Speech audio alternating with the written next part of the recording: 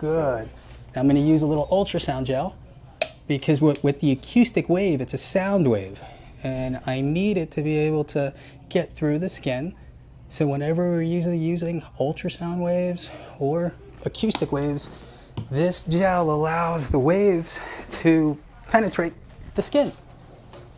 I'm going to use a Stores Medical deacter 100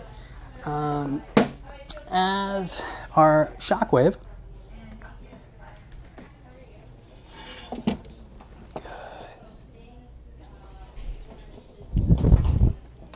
As soon as I plug it in.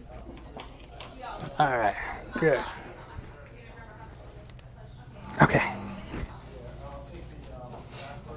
Here we go.